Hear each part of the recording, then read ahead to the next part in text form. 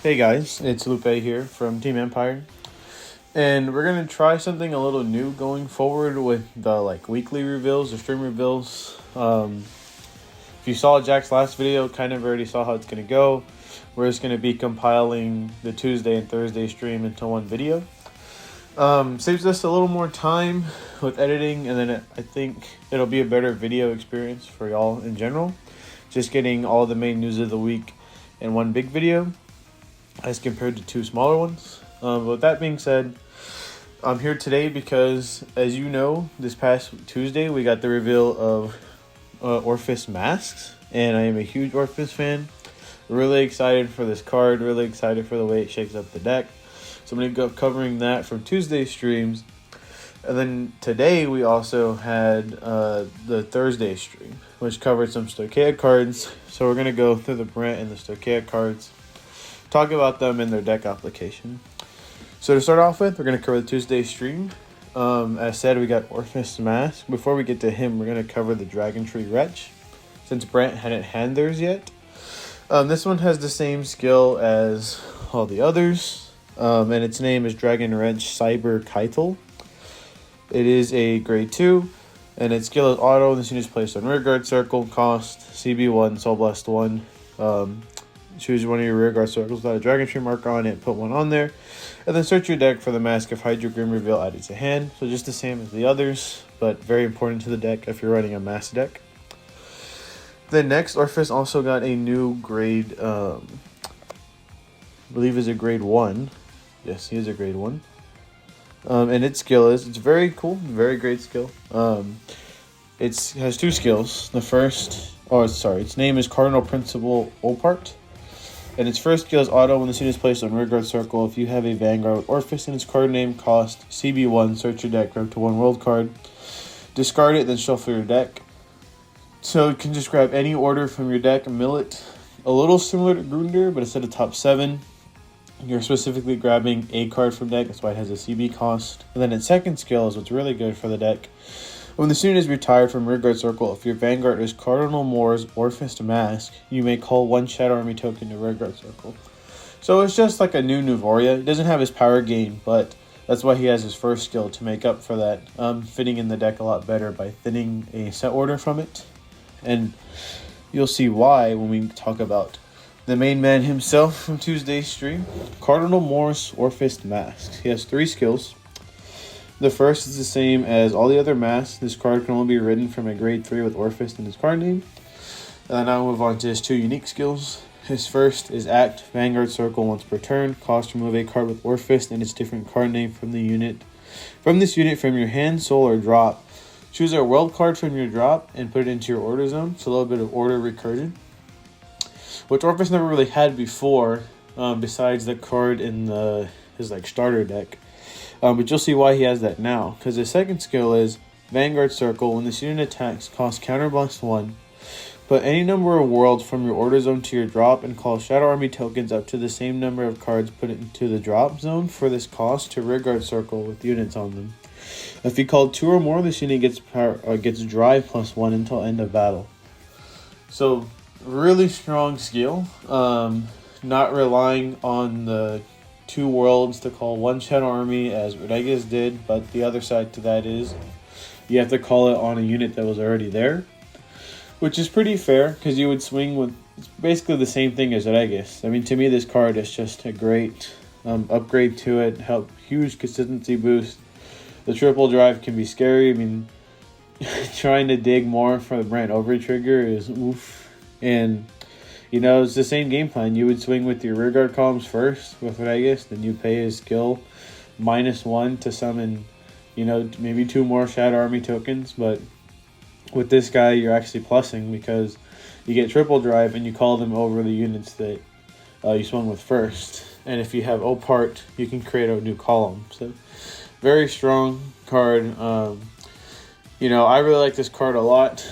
Deck building is a little bit harder now because space is very tight now that you need the whole Mask engine with the Wretch, the Mask, or the Mask Order, and now Orfist Mask himself. But I think Orfist has gotten enough support to where it's okay, especially when we have the grade 2 that I mentioned earlier from the starter deck, Polar Axis Dragon, who, you know, when he's retired from Rearguard Circle, you draw a card. I think it's Soul Blast 1, draw a card. Very strong card for the deck, and his first skill is also very good because you just call him down and you set a world that's not already set in your order zone from the drop zone, which is very strong skill, especially in this deck. I actually believe that's the one that has a Soul Blast cost. I think his drawing skill is free as long as he's just retired from battle. So that's very good. But yeah, I mean, you just put him in the deck, you put Opart in the deck, you have triple drive now, so you're going to be seeing your pieces. I mean, the deck's always ran draw trigger since Stoecheia came out.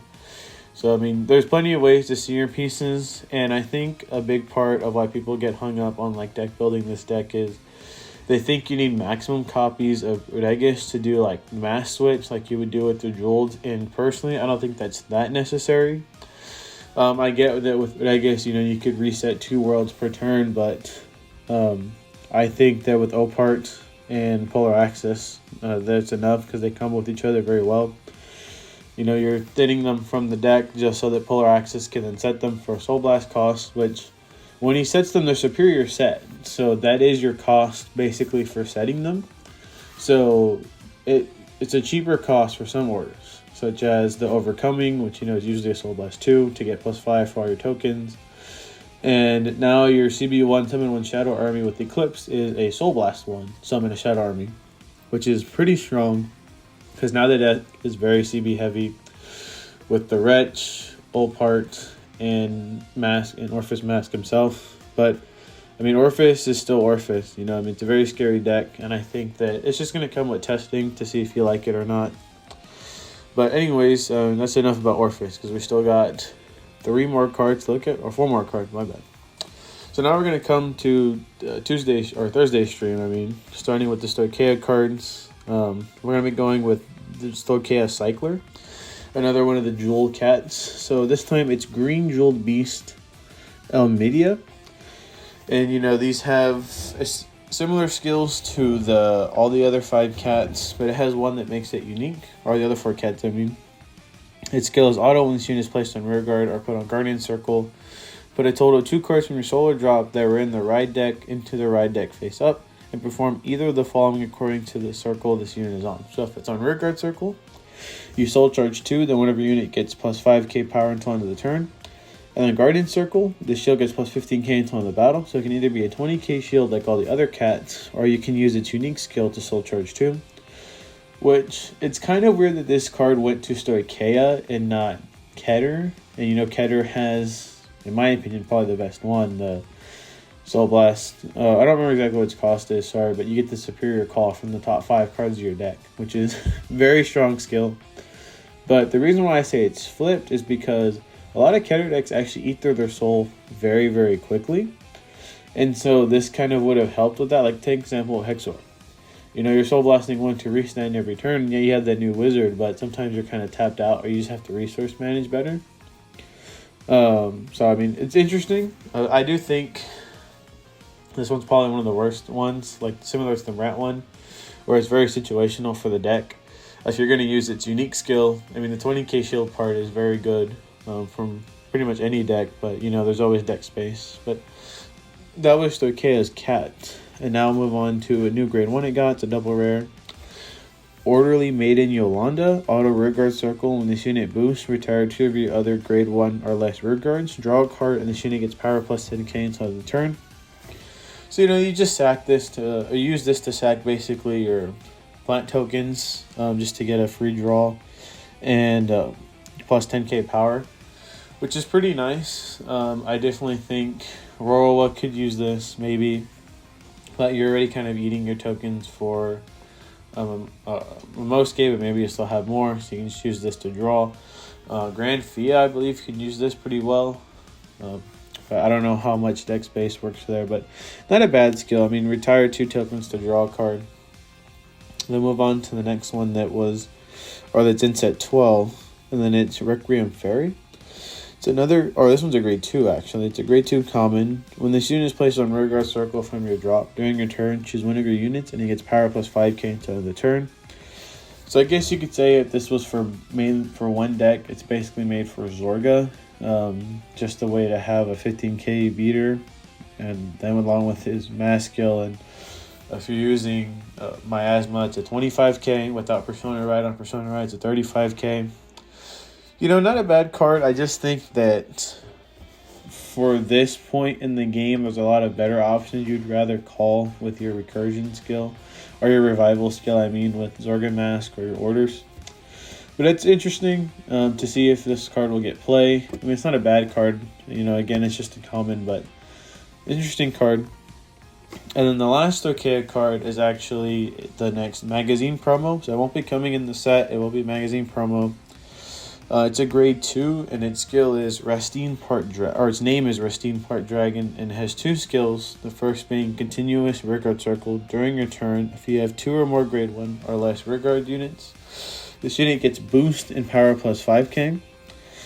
And then its second skill is auto rearguard circle once per turn. When this unit stand by the card ability with your Vanguard with Grand Fia or Leonore in its card name, if your Vanguard's power is 33k or greater, cost Soul Blast 1, draw a card, and this unit gets power plus 5k until end of the turn. So that's why it has its first skill to where it can gain boost. So this is for you to use it in Leonore if you're kind of tapped out on boosters in the back row. So that's pretty good. And then Grand Fia, it's just usually your Vanguard will be that high because of the Noblesse token. So using this to basically just get a free draw. I know it's a Soul Blast, but its power condition is very easy to reach. So Soul Blast 1 for a draw is pretty strong in my opinion. And I like that they keep doing support like this, at least for Grand Fia and Leonore, where it supports both the decks with one card. I mean, we saw this with Lyrical, and I think going forward, this is the best way to do like promos and even some main deck cards or main set cards. I mean, just it's a way to support 2 decks while not taking away a lot of card space in the set, because some sets are smaller than others. So I think it's pretty interesting that they do that. It's an interesting promo card. I don't know how strong it will be because I don't really play Leonore or Grand Fia. But like I said, Soul Blast 1 to draw is pretty good. And I know that Grand Fia hits pretty hard with its Noblesse token, and its token rush is pretty good. So it's going to be interesting to see how this really affects the decks. But that was all the reveals from today and Tuesday. We had Orfist and his 2 support cards. We had 4 Stoicheia cards, 3 being from set 12, 1 being the new promo. But thank you guys for watching the video. I know it was kind of a little all over the place in some parts. Just very excited to talk about these new cards with y'all. Very excited to go over them. It's been a while since I've had to do one because Brent, past Brant video, I let Jack cover it so that he could cover the quintessential quintuplet support. But yeah, thank you guys for listening, for watching the video, and I will catch y'all in the next one.